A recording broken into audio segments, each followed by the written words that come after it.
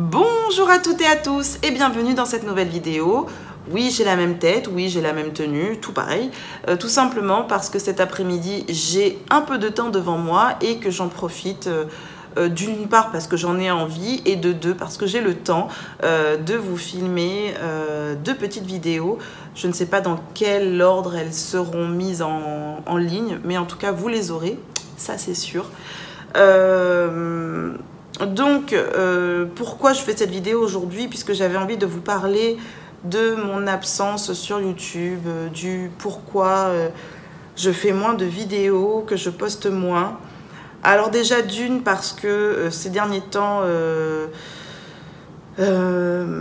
j'avais énormément de boulot, peu de temps libre et le week-end, j'avais autre chose à faire. Je sortais, j'allais me balader, je faisais les courses, le ménage, enfin bref, je vivais quoi, et pas forcément envie de m'enfermer à faire des vidéos. Et puis même pas dans ce mood du tout, pas du tout envie de m'exposer ou quoi que ce soit. Peut-être parce que voilà, le moral n'était pas non plus au top du top, bien que par rapport à d'autres personnes, voilà, j'essaie souvent de ramener les choses dans leur contexte en me disant il y a pire dans la vie et qu'il y aura toujours des jours meilleurs ou des jours où ça ira mieux.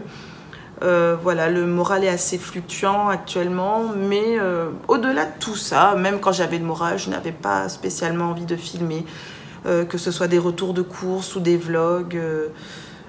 C'était pas du tout là-dedans que j'avais envie de m'épanouir actuellement.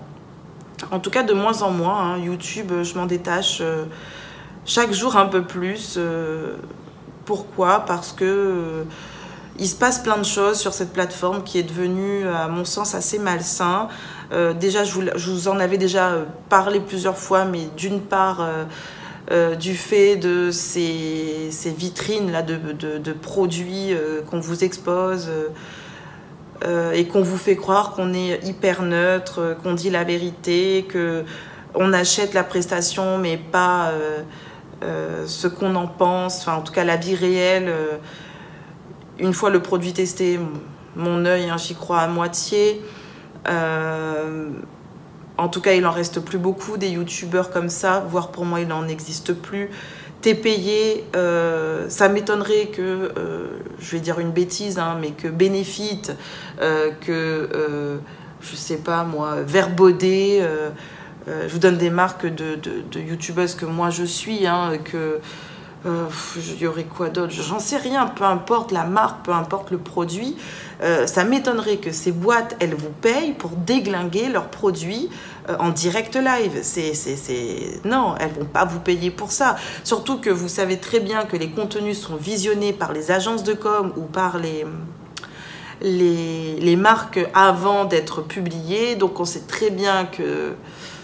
Même en plus, ce que j'adore, c'est que quand une youtubeuse va vous dire « Ah, ça, c'est pas, voilà, c'est pas parfait, la formule n'est pas au top, etc. » Les mots sont pesés, sont choisis, en fait, pour vous dire « Bon, j'aurais pas fait comme ça, mais c'est bien quand même. » Alors que le truc, il est nul, qu'elles-mêmes, elles iraient pas dépenser leur argent là-dedans.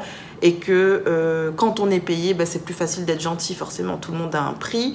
En plus, on sait très bien que les youtubeuses gagnent correctement leur vie en mettant en place ce genre de communication avec les marques. Donc voilà, il faut arrêter de se voiler la face. Je ne critique pas le fait qu'elles gagnent leur vie comme ça. Hein. Je critique le fait, ou en tout cas je me permets d'émettre une interrogation sur la sincérité de leurs propos. Pour moi, quand tu es payé, tu peux pas dire que c'est de la merde. C'est pas possible. Sinon, on ne payerait pas. Enfin, faut arrêter. Et puis même, j'ai remarqué que quand elles critiquaient, c'était vachement nuancé. C'était dit avec... c'était tellement arrondi au niveau des angles que là, c'était plus des angles, quoi. C'était vraiment rond et de manière à ce que ça passe et que la marque se dit, bon, allez, elle a fait une remarque, elle a voulu faire genre, mais bon, ça passe, ça décrédibilise pas notre produit, donc bref. Et en fait, ces chaînes, vous leur enlevez les produits qu'elles vous proposent, les marques, les partenariats, etc. Il n'y a plus rien. Il n'y a plus rien. pour beaucoup, il n'y a plus rien. Il y a encore des chaînes où il reste du contenu, notamment certaines chaînes qui font du daily vlog parce qu'elles ne vendent pas que du... Enfin, en tout cas, elles ne proposent pas que des produits. Elles vous montrent leur organisation, leur mode de vie, des recettes de cuisine. Enfin, voilà, il y a autre chose. Donc, ça ne se cantonne pas qu'à ça, on va dire. Il y a du placement de produits, hein, on ne va pas se leurrer. Mais il y a quand même autre contenu. Alors que, voilà, il y a des youtubeuses, et notamment, c'est malheureux, mais c'est toujours les mêmes qui se font taper dessus, c'est les youtubeuses beauté, ou celles qui sont dans la télé-réalité, qui se reconvertissent en youtubeuses. C'est que à base de marques, de partenariats, de codes promo. Alors ça, j'adore, quoi. La meuf, elle te dit oh, je suis pas commissionnée dessus, mais je t'incite fortement à utiliser mon code promo. Ouais, vas-y, prends-moi pour une imbécile. Quel est l'intérêt pour toi de dire que t'es pas commissionné dessus et de nous bassiner, de faire des posts et des posts et des posts, que ce soit sur Instagram par exemple ou sur Facebook, de telle ou telle marque, et de nous balancer tous les jours ton code promo. Faut arrêter. Si tu n'étais pas commissionné dessus, tu nous balancerais pas ton code promo. Ou si tu n'étais pas payé un minimum, tu ne le ferais pas. Tu as autre chose à faire. Donc voilà. Et puis c'était ce piège de société de consommation qui était fortement accentué par YouTube. Vous consommez YouTube, vous consommez tout court. C'est comme ça. Je l'ai remarqué et ça me plaisait de moins en moins parce que je n'ai plus envie de tomber là-dedans, parce que la première pigeonne, c'était moi. Hein. Premier mouton en tête de peloton, là, c'était Bibi. Hein. Voilà, j'ai pas vous jeter la pierre à vous, parce que moi j'étais en tête de tout ça, je tombais dedans, je consommais à tout va, et je me suis bien calmée, j'ai pris conscience de pas mal de choses, que de consommer autant, ça n'aidait pas à aller mieux, et j'ai fait un gros travail sur moi-même qui n'est pas terminé, hein, c'est d'apprendre à se remplir d'autres choses que de nouveaux coussins, de nouveaux rideaux, de nouveaux make-up. D'ailleurs, le make-up, c'est quelque chose que je n'achète quasiment plus. Je vais avoir un fond de teint, je le termine, j'en rachète un autre. C'est pareil. Enfin, pour plein de choses, j'ai arrêté d'acheter, de stocker. J'ai beaucoup regardé en début d'année les épisodes de Marie Kondo. Et je me suis dit, mais pourquoi? Ça sert à quoi de stocker? Ça sert à rien. C'est vrai que ça prend de la place, ça prend de la poussière. Vous avez qu'un seul visage, qu'une seule peau, donc voilà, c'est vraiment je me suis rendu compte à quel point tout ça ne me servait à rien, et j'ai eu envie d'épurer mon chez-moi, de l'ordonner, de le classer, et de moins acheter, surtout que dans les épisodes de Marie Kondo, c'est vrai ce qu'elle dit, ne serait-ce que par rapport aux fringues, hein, on n'utilise que 25% de ces fringues. Elle a totalement raison, puisque je m'habille tout le temps de la même manière. D'ailleurs, vous l'avez vu dans mes vidéos, hein, j'ai tout le temps l'une des robes, la jaune à fleurs là, de chez Etam, je la mets tout le temps parce que je m'y sens bien, parce que j'aime les couleurs, parce qu'elle me va bien au teint, parce que je suis bien tout simplement dans cette robe. Et c'est vrai qu'on a tendance à mettre toujours les vêtements où on est bien, et que les vêtements où on essaie de faire la belle, faire le beau, etc., ça passe une fois, deux fois, et puis à un moment donné, on n'a qu'une seule envie, c'est d'être à l'aise dans ses fringues et non pas de jouer au top modèle, quoi. Enfin, en tout cas, on se rend compte qu'on n'a pas le temps, donc voilà. Donc c'était l'une des choses, parce que je reviens à ce que je disais avant, c'était l'une des choses qui m'avait... Enfin, il y a eu vraiment une distance de prix par rapport au contenu sur YouTube. Je sélectionne vraiment les chaînes que je regarde, je me demande ce que m'apportent ces chaînes, et du coup, voilà, j'avais l'impression de cautionner un peu ce système-là, et après, je me suis dit, bon, non, c'était pas le cas. Tu pousses pas les gens à la consommation, c'est pas le but. Jusqu'à présent, je me suis toujours refusé des partenariats. En plus, moi, ce que j'avais le droit, c'était des trucs de sites chinois. Voilà, t'achètes ça, tu proposes un code promo, et voilà, genre Wish et compagnie. Enfin, je dis pas que c'était Wish, hein, mais c'était dans ce genre-là. Et moi, ça m'intéressait pas, quoi. À la limite, j'aurais pu penser qu'à ma gueule et me dire, bon, ça te permettra d'avoir des choses gratuites, mais après, pourquoi faire? Pour les stocker chez moi? Je vais m'en servir 2 fois et puis après, ça va se retrouver dans mon placard et ça va me saouler parce que je vais me dire, j'ai trop de trucs, qu'il faut tout ranger, il faut tout dépoussiérer, que ça va me faire déprimer. Enfin bref, c'est... Moi, je suis vraiment, aujourd'hui, encore plus aujourd'hui, partisante d'avoir le minimum nécessaire et c'est tout. C'est tout, c'est largement suffisant. Et encore une fois, le surplus, je m'en débarrasse, je fais des brocantes où je peux donner, où je peux mettre dans des bornes, par exemple pour les vêtements, ou alors dans des déchetteries. Maintenant, vous avez des espèces de systèmes où ils stockent pour des associations, etc. Enfin bref, il y a toujours des solutions. On n'est pas obligé de jeter, on peut permettre à l'objet d'avoir une deuxième vie. Donc voilà, et j'en suis très contente. C'est vrai que ça me manque de ne pas avoir de vos nouvelles, de ne pas échanger. Il y a plein de choses dans les commentaires qui permettent d'apprendre, de réajuster, ne serait-ce que quand j'avais mes doutes de maman, de déculpabiliser aussi. Franchement, vous êtes top, quoi. Là-dessus, il n'y avait rien à dire, mais j'avais voilà, vraiment cette sensation. Et je vous en ai parlé plusieurs fois, de ne plus avoir ma place sur YouTube. Donc, c'est pour ça que j'ai préféré prendre du recul, prendre du temps pour moi et me focaliser sur le vrai. Voilà, vraiment me focaliser sur du vrai, sur du concret, sur du bien-être et non pas de la virtualité, de l'irréel.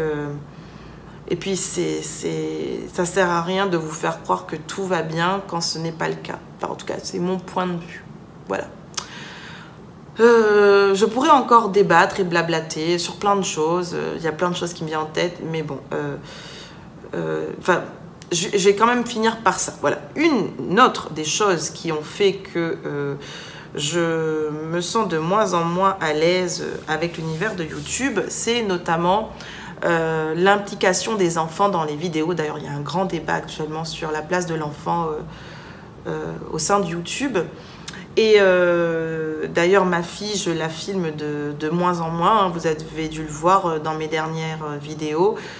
Et puis très vite, j'ai voulu détourner, parce qu'au début ma chaîne s'appelait Au Pays de Vicky, puis j'ai fini par l'appeler Emily Fantasy, puisque j'ai détourné on va dire l'objectif ou en tout cas ce pourquoi je filmais mes vidéos, parce que ma fille déjà d'une, elle a rien demandé, la pauvre, c'était pas son truc à elle, bien que elle adore. Il y a des fois où on se pose toutes les deux et on regarde mes anciens vlogs.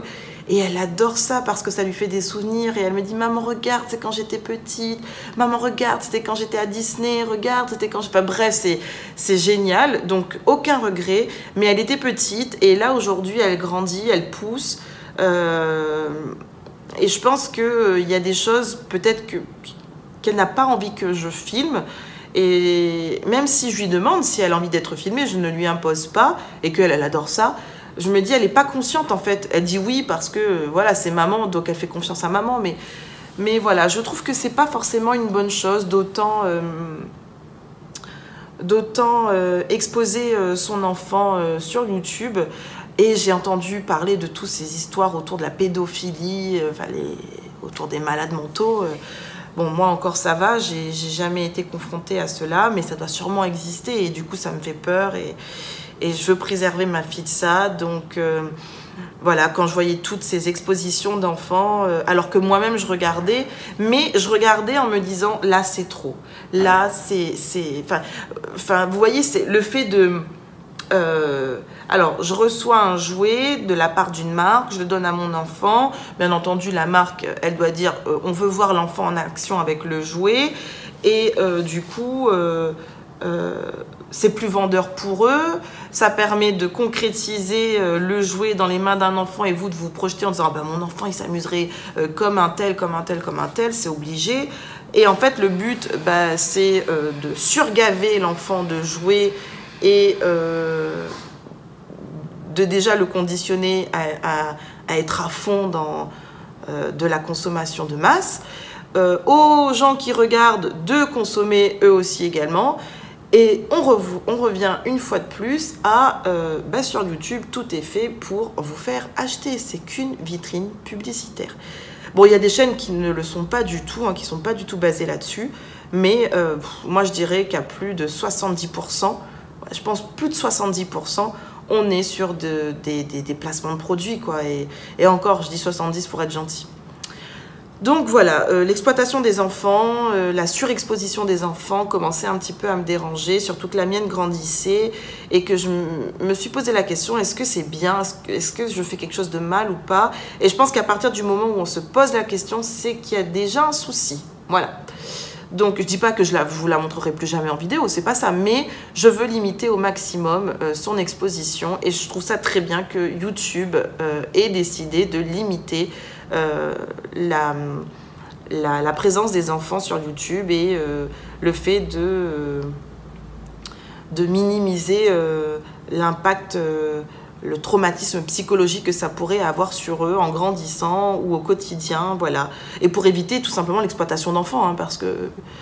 Bon, je dis pas que les chaînes que je regarde exploitent leurs enfants, pas du tout. Mais il y a sûrement des chaînes où c'est le cas, on ne sait pas. Donc, autant éviter cela. Bref, je vais m'arrêter parce que je blablate beaucoup. Mais je voulais vraiment vous expliquer pourquoi ces derniers temps, je m'étais autant éloignée de YouTube et que j'avais donné peu de nouvelles. Tout simplement parce que je voulais me recentrer sur moi-même, que j'essaie de me remplir de choses réelles, concrètes et... de positive, en tout cas de vrai, pour moi, voilà, pour moi tout simplement, mais autrement qu'à travers un écran, autrement qu'à travers filmer et montrer vraiment des choses pour moi, uniquement pour moi. Et puis au-delà de tout ça, le fait que je n'étais plus forcément en accord avec tout en tout cas de ce qui était montré sur YouTube. J'espère que cette vidéo vous aura plu. Dites-moi dans les commentaires, sans vouloir débattre ou attiser la haine, ou bref, hein, de toute façon, moi, il n'y a pas de... voilà, il n'y a pas de maillage, hein, comme on dit en créole chez nous. Ça ne maille pas. Tu dis de la merde sur mon mur, en tout cas dans mes commentaires, je t'éjecte direct. C'est comme ça.